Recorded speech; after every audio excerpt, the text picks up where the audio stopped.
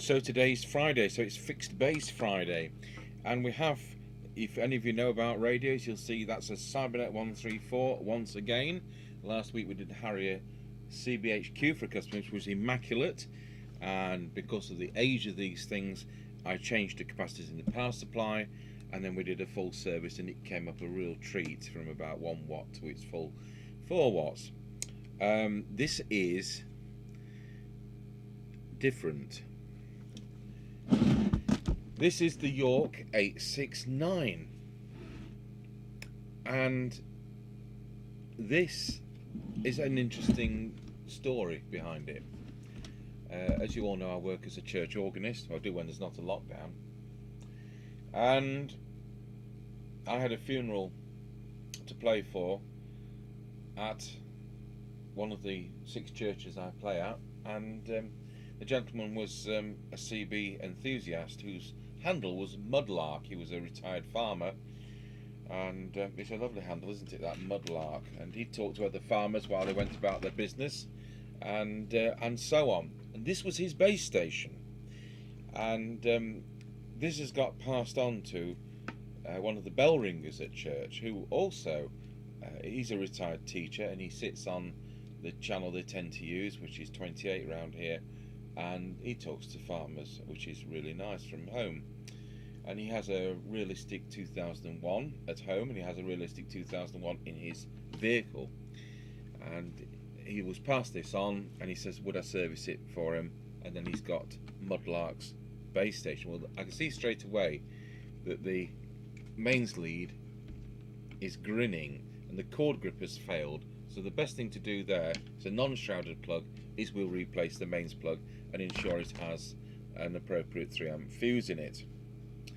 We'll do the power supply capacitors. It's had a modification here, which is, I don't have a problem with. Someone's put sockets on the back, so you've got external power from the internal power supply. So as long as you're limiting that to 100 milliamps for an accessory or something, then I don't have a problem with that. But otherwise it's in nice condition.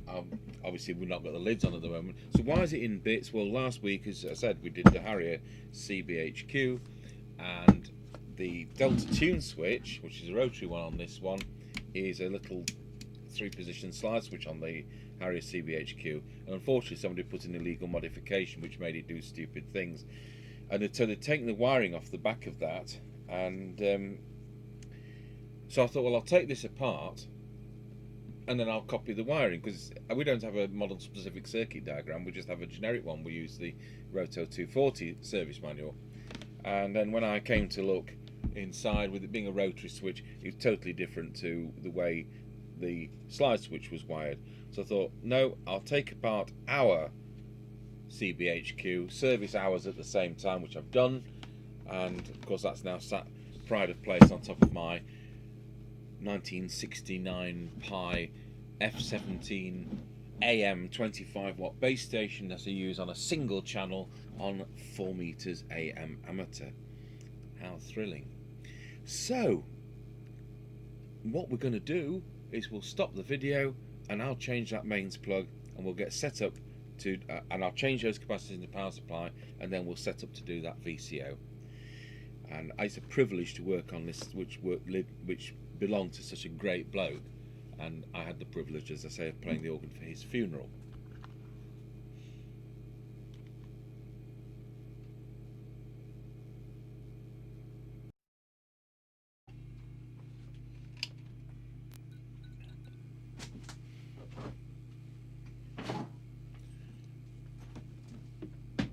So between the last bit of the video and now, Mr. Chippy and I went to Liverpool, 300 and something miles away, to pick up some ham radio equipment, late 1960s Heathkit. I don't know whether I mentioned this before, our radio club are having a meeting on the air with this lockdown, and one of these meetings is on 80 meters on SSB, and I don't have any HF capability because it doesn't normally interest me, and I don't have SSB stuff because that doesn't interest me either. But I particularly thought we'll go down the Heathkit Avenue because at least I can sort out anything that needs sorting out. I don't want to buy a Japanese black box and find 15 years down the line that some chip fails that I can't get. So that's the object of the exercise. So we'll do a video on getting some of that to work. It's incomplete and without some cables, and it really doesn't matter because there's nothing there which we won't be able to sort out. So what I did sort out here was the capacitors in the power supply there, and what we'll now do is we'll switch this thing on and we'll set up the power supply for 13.8 volts. I also put a new mains plug on, and I've just realised I don't have a mic for this. Okay, perhaps the customer didn't send it in. So I'll plonk the meter there so we can see it. I'll switch the radio on. Just pull on. The meter lamp hasn't lit, but the display has. 13.9. So we'll pop that down a fraction.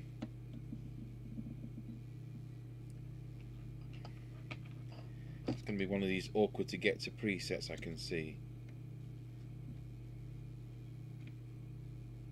Wrong way.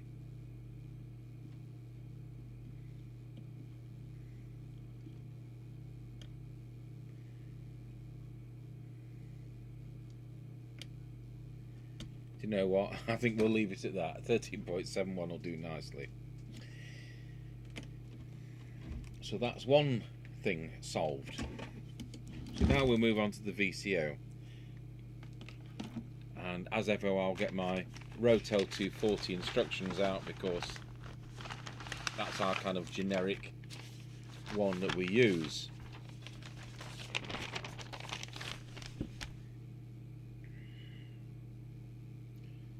So they have you to set that up. What did they have you do? They have you select channel 40. So there we are, channel 40. They expect you to have a microphone. Yeah, that's an interesting one, isn't it? I'll just go to stores and get a microphone.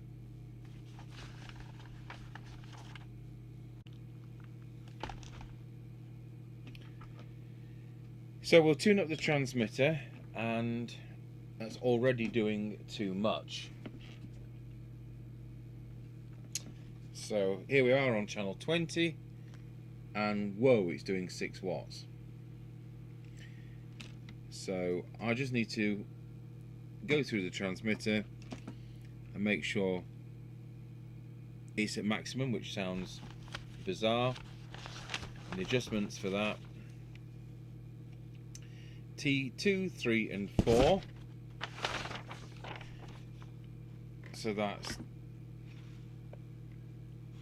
the VCO. 2T, to T2, T3, T4 is what we start off with. So although it's doing more than it should, still need to make sure it's at peak.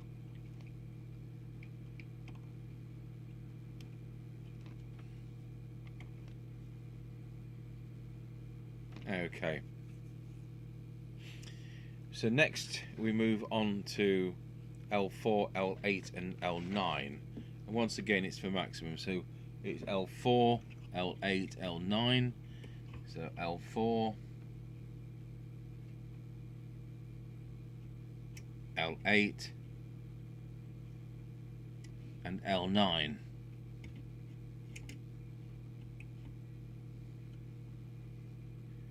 So there you are. It's just a shade under 6 watts. So that's 5 watts, that's 6 watts. We want 4 watts. Now there's a procedure to make sure that it's the same power throughout all the 40 channels, and that is this. Rotate L4 clockwise. So L4 clockwise to rotate 4.4 watts. So we're going clockwise, so it's now detuning to 4.4. Then we rotate L9 counterclockwise to obtain, they say, 3.8 watts, except we're not. We're gonna counterclockwise till we get to 4. because we're not worried about it being tested at the port of entry to make sure it conforms. I want all the 4 watts I'm allowed. So I'm just going to check on channel 40 that we've got somewhere near. We've got about 4.1, and on channel 1 we've got about 4.1. So if we're 20 there, it's actually gone up a fraction. I will just pop that down. So it's L9 counterclockwise. There we go. And it's slightly off frequency. I'll put the other camera on so you can see the fact it is slightly off frequency. Just in case that didn't record, we've tuned up the transmitter, and I just can't see the on-screen display on a 9-inch monitor. So we've now got 4 watts. It was 6 when it came to me, so that's been set properly. What am I talking about? We're on deviation. Wallow 2.2 deviation. That was high slightly. It was about 3.5. We've restored low power, which wasn't working, and it turned out to be, on this occasion, and it's now doing 400 milliwatts, as you can see. The reason was that the switch on the front panel, that one was dirty. It wasn't the preset, so I'll clean that anyway. And then if we go to normal power, we've got full 4 watts. We've got the meter reading 4 watts on transmit, and we've done, I say that's, and it's on frequency. I don't know what I'm going to do. I just cannot see the on-screen display on this monitor.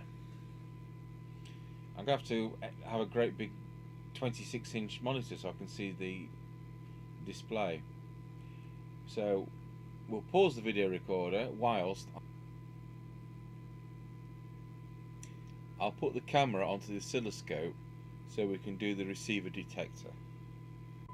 Okay, so I've turned the bench light off so we can hopefully see that. We'll turn the volume up so we can see something on the oscilloscope, and what we want to do is to make sure that that is maximum by adjusting, get the right piece of paper, T12.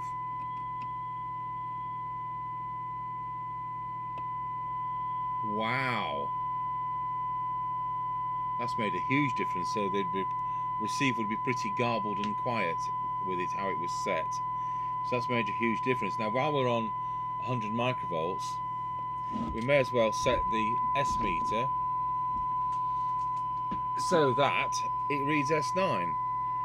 It reads plus 10 at the moment, and on UKCB869 equals 100 microvolts. That isn't the same on amateur radio, where it's just over 50 microvolts.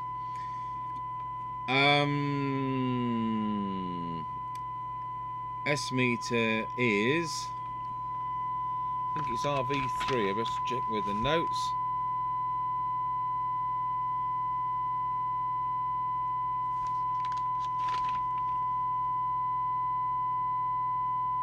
Yeah, RV3. So put that back on, and hopefully we can both see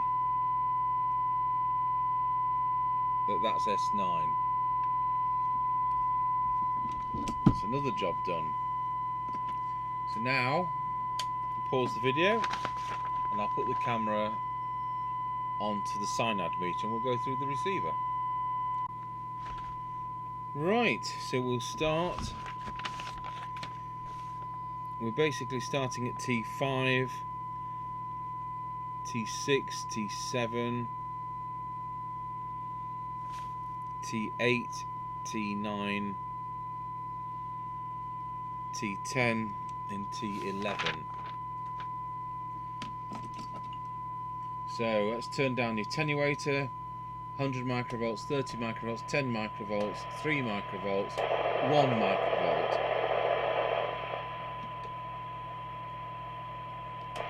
0.3 of a microvolt. That's very good. I don't expect we'll get it any better than what it is. In fact, I need to drop the attenuator a bit further to successfully tune it.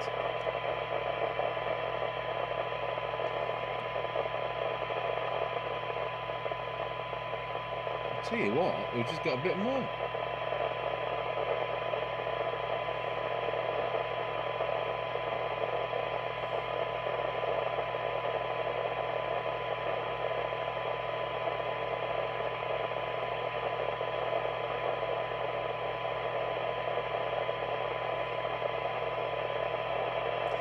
Just do those again.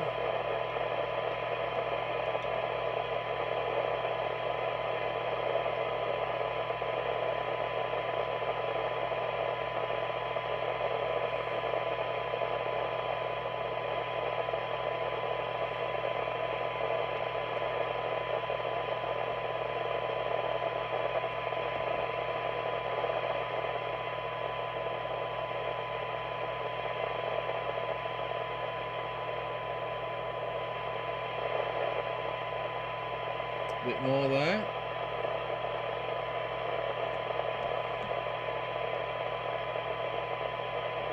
There we go. So we can hear it. It's 0.15, 0.1. Certainly down to 0.1. So let's give a reading for that. So for 20 decibel cyanide, which is, I think, a silly measurement, but nevertheless this radio is doing 1 microvolt for 20 decibel cyanide. And now the more normal settings, for 12 decibel cyanide it is doing 0.45 of a microvolt, and for 10 decibel cyanide it's doing 0.35 of a microvolt. It's very good. Knocks the spots of a lot of sets, certainly the Midland 42 hand portable we did yesterday. So that leaves us with the squelch to do. So we'll turn the signal generator off and set the squelch for threshold. And lose that camera at the same time. Okay, we'll switch the signal generator back on, and it comes in at 1 microvolt. So now what we'll do is we'll turn the squelch to full and see when the signal generator now comes in. So we're still at 1 microvolt, 3 microvolts, 10 microvolts, 30 microvolts, 100 microvolts, exactly where I want it to come in. It is spot on. So we'll go back to that threshold maximum sensitivity and we'll get a reading for that. We'll get a proper reading. It is coming in at 0.8 of a microvolt, and it's going in at 0.75 of a microvolts. So that's 0.75, that's 0.8. So that's quite a sensitive squelch.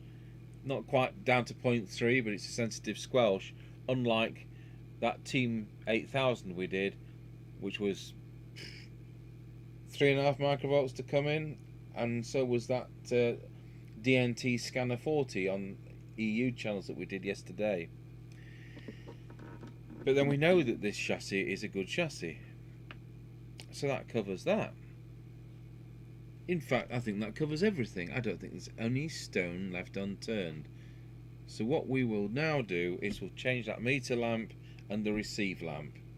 So I'll pause the video while I get the soldering iron on. Okay, so we've just about put the lids on. This set came without any of the side screws, which are special style, but we've got something on order which is going to be near enough to cope.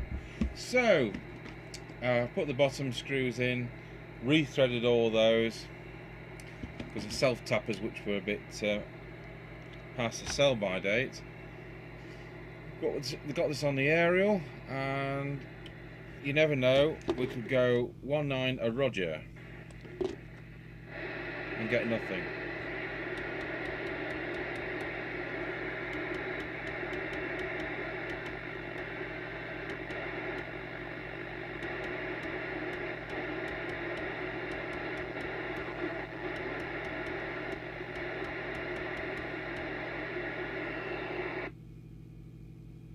Okay, so there we've got the York 869 from 1981, and it now works a treat.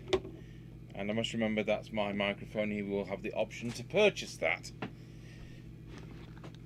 So I think that's a tribute to Mud Lark, that it's going to go back into regular use. And we will do an on-the-air test with this in the not too distant future, like later on today, and I'm sure it'll work absolutely fine over that 6-mile test route and round Scratchy Corner. So thank you for watching the York CBS869.